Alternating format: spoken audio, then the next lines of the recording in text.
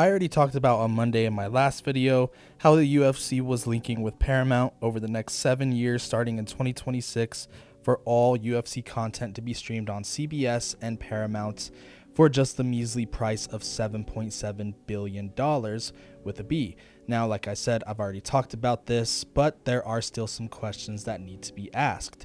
With ESPN giving the UFC $555 million a year to now Paramount giving the UFC $1.1 billion a year with a B, it still bears the question of the biggest question that nobody really wants to talk about is what happens to fighter pay. Fighter pay. Yeah. So do you look at it as like case by case on each fighter, or do you go, right, we're just going to up the base pay and maybe up the bonuses? How do you sort of figure out the fighter pay rising? Yeah. These are. Listen, I'm not going to have any comments on that yet because we still got to get together and figure this stuff out.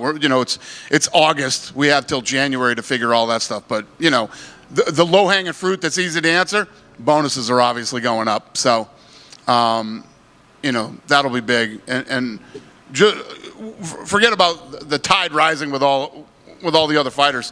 I mean, just the number that the bonuses bring to a fighter is, that's millions of dollars. Now, here's where it's good for the fans. I feel like this entire deal is good for the fans because what it costed to be a fan for the ESPN Plus era was $1,000. What it cost to be a UFC fan for Paramount, $150.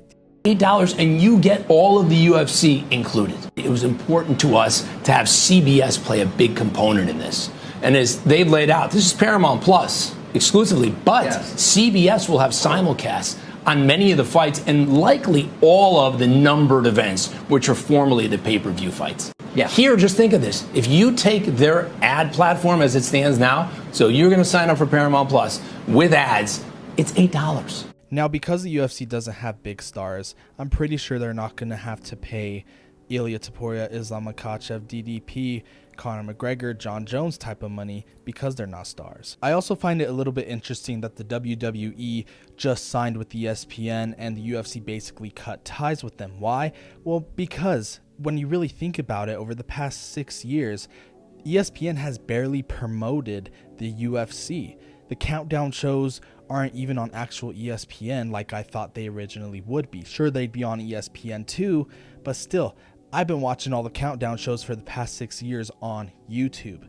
I've been watching ESPN during Fight Week. They're barely promoting the fight cards on First Take, on Around the Horn, on the other show PTI, on regular Sports Center. Sure, you'll have Daniel Cormier come in and say a few things here and there, but if it's not a Conor McGregor fight, hell, even for John Jones versus Cyril Gane, John Jones versus Stipe, nobody promoted the UFC. They would just have the little ticker at the bottom where they showed the poster being like, oh, Islam Makhachev versus Dustin Poirier, Saturday, June 1st. And that's all you'd get. You wouldn't get no sick trailers. You just get like, oh yeah, that fight's this weekend. It's not hitting like it used to be. And this is a proven model. The fact that you don't have to basically pay for a pay-per-view. It worked for Jake Paul versus Mike Tyson. I know that might be a bad example, but you get the idea.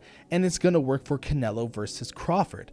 That could also be a reason why Dana White decided to go down this road of Paramount and of ESPN cutting ties with them. There are no stars like I just mentioned. It'll be a little bit easier to pay the fighters, not by much, but just a little bit, enough to probably keep people happy. And I understand people are like, well, we need to keep the fighters happy. I'm focused on the fighters, focus on the fighters. This deal was made solely for the fans. And I'm pretty sure it might, don't quote me on this, but it could be like a YouTube algorithm type where you'll get paid off of views, or you'll just get a bump in pay regardless. Nonetheless, this is good for fans. Is it good for fighters? I don't know. But where else could they go? Because the UFC is a worldwide leader in MMA. It'll be interesting to see. And honestly, I felt this was a bad time for all this to come out.